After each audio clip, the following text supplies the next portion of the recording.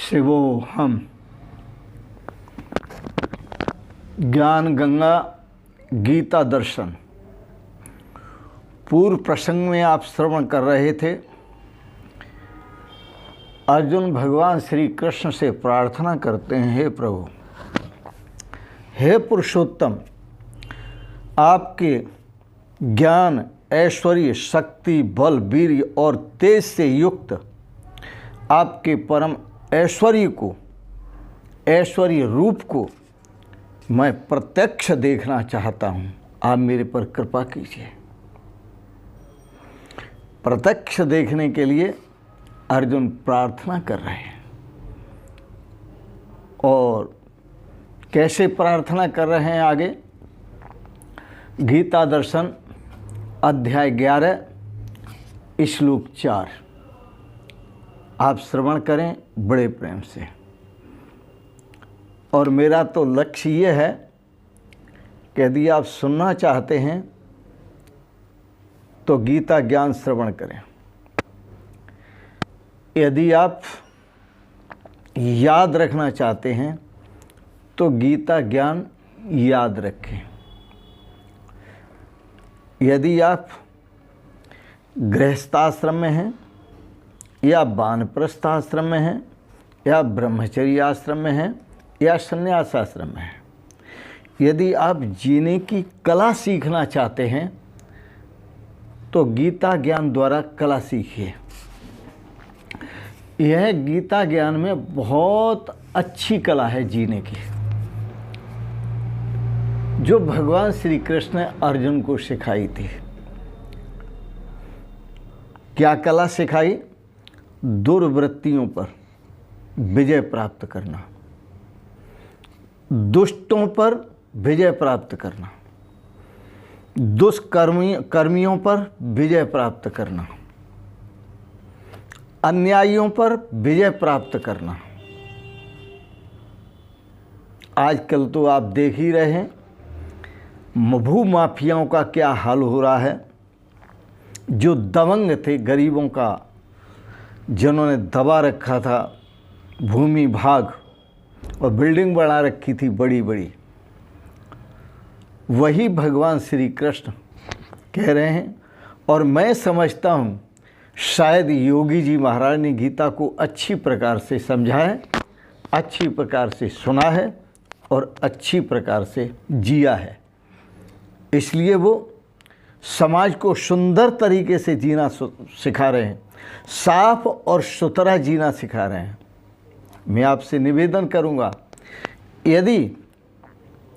यदि भारत में किसी का भी राज्य हो, पर वो एक संत का राज्य होना चाहिए। गृहस्थ आश्रम में रहते हुए जनक जी संत थे, महान संत थे, विदेह कहलाए। पूर्व के जो राजा लोग हुए वो भी महान संत थे और महान ज्ञानी होते थे, और जो महान ज्ञानी होते थे वही राजा बनते थे। और वह अपने राज्य में गुरुकुल चलाते थे समाज को सुंदर शिक्षा देने के लिए। ब्रह्मचर्य आश्रम की शिक्षा देना, गृहस्थ आश्रम की शिक्षा देना, वानप्रस्थ आश्रम की शिक्षा देना और संन्यास आश्रम की शिक्षा देना, ये पहले राजाओं का काम होता था। मैं एक नहीं, आपको 1000 उदाहरण इस बात के दे सकता हूँ। और जो गुरुकुल में पढ़ा करते थे उनको ब्राह्मण कहा जाता था, और बाकी जो जैसा काम करते थे उनको वैसी उपाधि दी जाती थी। जो पढ़कर विद्वान होते थे वो ब्राह्मण थे। तो आइए, अर्जुन प्रार्थना करते हैं भगवान से, और वो सिर्फ इसलिए कि जीवन में जीने की कला, हम गृहस्थ आश्रम में हैं, कैसे जिए। मन्यसे यदि तच्छक्यम मया दृष्टुम यति प्रभो, मन्यसे यदि तच्छक्यम मया द्रष्टुम इति प्रभो, योगेश्वर ततो मे त्वं दर्शयात्मानम् अव्ययम्। भगवान श्री कृष्ण से अर्जुन प्रार्थना करते हैं। कितनी सुंदर प्रार्थना है। आप जो सामने खड़े हैं ये तो रूप मैंने देख लिया, क्योंकि ये जो रूप देख रहा हूं मैं, पर मैं इस रूप से संतुष्ट नहीं हूं। क्यों नहीं हूं संतुष्ट? क्योंकि आप अविनाशी स्वरूप की बात करते हैं कि अर्जुन मैं अविनाशी हूं, मैं आत्मा हूं। आप अपने अविनाशी स्वरूप की बात करते हैं कि मैं अविनाशी आत्मा हूं, और आप दिखाई दे रहे हैं यशोदा नंदन, दिखाई दे रहे हैं देवकी नंदन। मैं आपको बहुत बहुत प्रणाम करता हूं और निवेदन करता हूं, यदि मनुष्य तच्छक्यम मया दृष्टुम इयति प्रभो। जिस स्वरूप का वर्णन आपने गीता में किया है कि जो आपका पुरुषोत्तम स्वरूप है, जो आपका नित्य शाश्वत अजर अमर अविनाशी स्वरूप है, अजन्मा स्वरूप है, मैं उस स्वरूप के दर्शन करना चाहता हूं। आप यदि मुझे इसके योग्य समझते हैं, इसके लायक समझते हैं, तो आप मुझे अपने दर्शन कराने की कृपा करें। अर्जुन की प्रार्थना है, योगेश्वर ततो में त्वं दर्शय आत्मानम अव्ययम। जो आपका वो स्वरूप है वो मैं देखना चाहता हूँ। जिस स्वरूप की आपने व्याख्या की है द्वितीय अध्याय से लेकर के और 10वें अध्याय पर्यंत, सुन तो मैं उस स्वरूप के संबंध में सुनकर के मैं संतुष्ट हूँ, लेकिन पूर्ण संतुष्ट नहीं। अब सुनने के लिए मेरे लिए मैं समझता हूँ कोई शेष नहीं है, सिर्फ देखने के लिए शेष है। आप कृपा करें और वह स्वरूप मुझे दिखाइए, ये अर्जुन की प्रार्थना है। और आपको प्रार्थना सुनाऊं तो ये प्रार्थना कविता के भाव में सुना रहा हूं, एक भजन के भाव में सुना रहा हूं आपको। सुनिए, अर्जुन ने प्रार्थना की, प्रभु एक याद तुम्हारी, उस स्वरूप को दिखाइए जिस स्वरूप को देखने के बाद मेरी जो देखनी इच्छा है वो भी समाप्त हो जाए, सभी शंकाओं का निवारण, मेरी ग्रंथियों का निवारण सब दूर हो जाए। सुनने से सुनने वाली ग्रंथियों का तो निवारण हुआ है, लेकिन भीतर जो चिज्जड़ ग्रंथि है, मैं और हूँ और तू और है, ये ग्रंथि तो तभी नष्ट होगी जब मैं आपके स्वरूप का दर्शन करूँगा। अर्जुन प्रार्थना करते हैं भगवान से, क्या प्रार्थना करते हैं? एक याद तुम्हारी याद रहे, एक याद तुम्हारी याद रहे, और दिल में किसी की याद न हो, और दिल में किसी की याद न हो, और दिल में किसी की याद न हो, और दिल में किसी की याद न हो।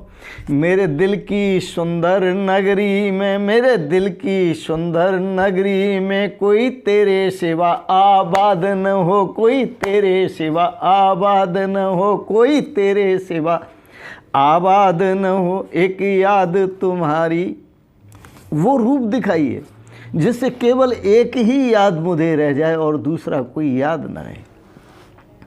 ये मेरी निगाहें तेरे ही दीदार की भगवान प्यासी हैं, ये मेरी निगाहें तेरे ही दीदार की भगवान प्यासी हैं, दीदार की भगवान प्यासी हैं, दीदार की भगवान प्यासी हैं।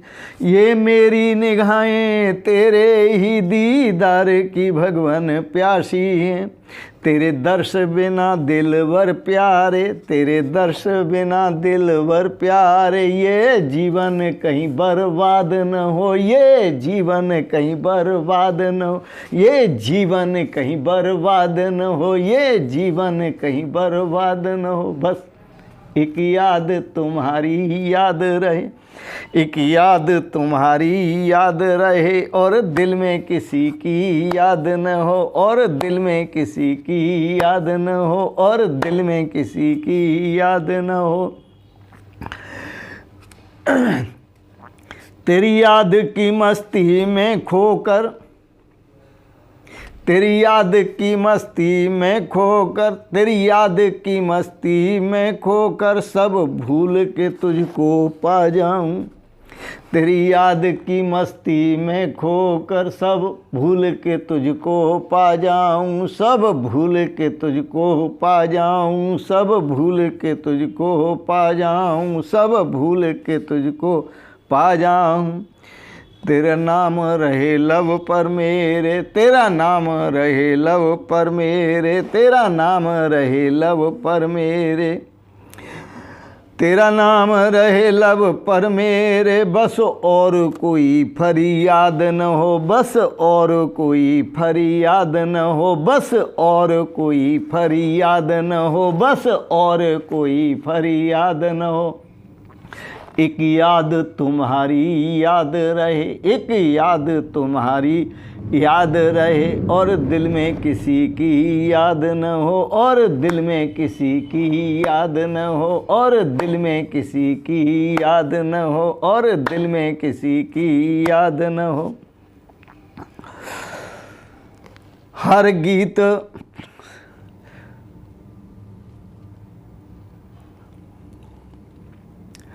हर गीत मेरा तेरी मस्ती का, हर गीत मेरा तेरी मस्ती का, हर गीत मेरा तेरी मस्ती का, हर गीत मेरा तेरी मस्ती का, हर गीत मेरा तेरी मस्ती का। दीवाना बना दे दुनिया को, दीवाना बना दे दुनिया को, दीवाना बना दे दुनिया को, दीवाना बना दे दुनिया को, दीवाना बना दे दुनिया को। ना खाली रहे कोई दिल ऐसा प्रभु, ना खाली रहे कोई दिल ऐसा, ना खाली रहे कोई दिल ऐसा, ना खाली रहे कोई दिल ऐसा।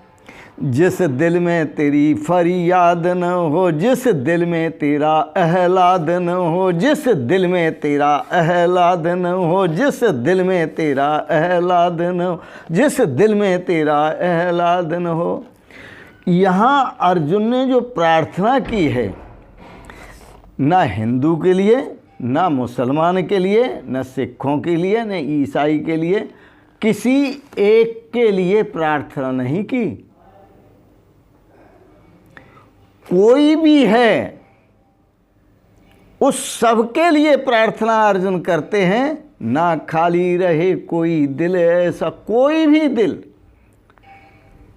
पशुओं का, पंछियों का, गायों का, गोपियों का, गोपों का, वनचरों का, थलचरों का, नवचरों का, जो भी है, जहाँ भी है, सबके लिए प्रार्थना है ये। तेरी मस्ती, ना खाली रहे कोई दिल ऐसा, ना खाली रहे कोई दिल ऐसा, ना खाली रहे कोई दिल ऐसा, ना खाली रहे कोई दिल ऐसा। जिस दिल में तेरा आह्लाद न हो, जिस दिल में तेरा आह्लाद न हो, जिस दिल में तेरा आह्लाद न हो, जिस दिल में तेरा आह्लाद न हो, जिस दिल में तेरा आह्लाद न हो, जिस दिल में तेरा आह्लाद न हो, तेरे जिस दिल में तेरा आह्लाद न हो। एक याद, बस एक याद तुम्हारी याद रहे, एक याद तुम्हारी याद रहे, और दिल में किसी की याद न हो, और दिल में किसी की याद न हो, और दिल में किसी की याद न हो, और दिल में किसी की याद न हो। एक याद तुम्हारी याद रहे, एक याद तुम्हारी याद रहे। बड़ी सुंदर प्रार्थना है और सबके लिए। जो कुछ सीखना है तो गीता दर्शन से सीखो।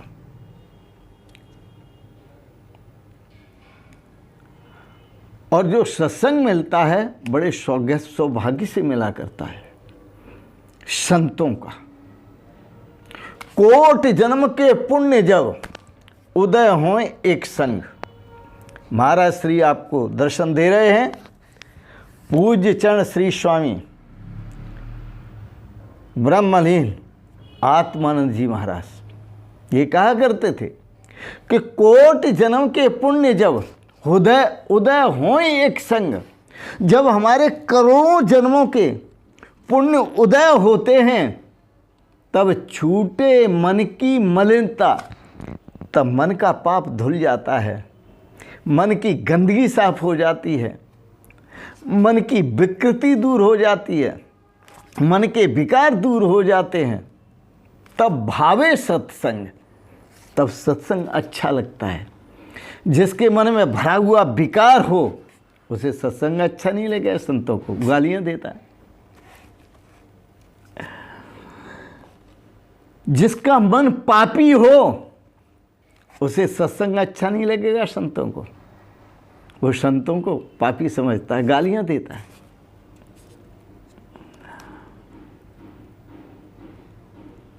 दो ही तरह के लोग होते हैं दुनिया में, एक नास्तिक एक आस्तिक। दो ही तरह के लोग होते हैं दुनिया में, मनुष्य होते हैं दुनिया में, एक दैवी संपदा के और एक आसुरी संपदा के। आसुरी संपदा वाले ऐसे गीता दर्शन को नहीं सुनेंगे। आसुरी राक्षसी संपदा वाले, राक्षसी स्वभाव वाले, पापियों के स्वभाव वाले इस गीता दर्शन को नहीं सुनेंगे, जिनके अंदर पाप भरा हुआ है कूट कूट के पेट में। लेकिन जो दैवी संपदा से युक्त हैं वो गीता दर्शन अवश्य सुनेंगे और गीता दर्शन के अनुसार ही अपना गृहस्थ आश्रम चलाएंगे, अपना ब्रह्मचर्य आश्रम चलाएंगे, वानप्रस्थ आश्रम चलाएंगे और संन्यास आश्रम चलाएंगे। वो जिएंगे तो गीता दर्शन के अनुसार ही जिएंगे। गृहस्थ आश्रम में जिएंगे तो गीता दर्शन के अनुसार, यदि ब्रह्मचर्य आश्रम में जिएंगे तो गीता दर्शन के अनुसार, और वानप्रस्थ आश्रम में जिएंगे तो गीता दर्शन के अनुसार, और संन्यास आश्रम में जिएंगे तो गीता दर्शन के अनुसार। बड़ा सुंदर है ये गीता दर्शन।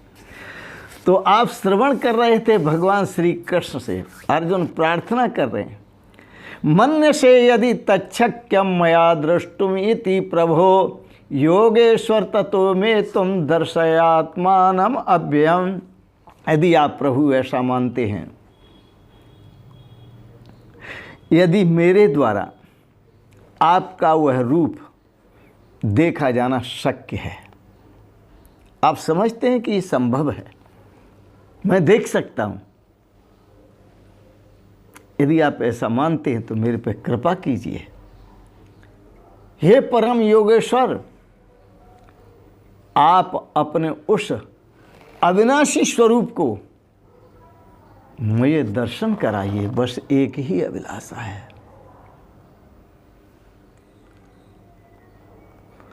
तेरे द्वार खड़ा भगवान, भगत भर दे रे झोली।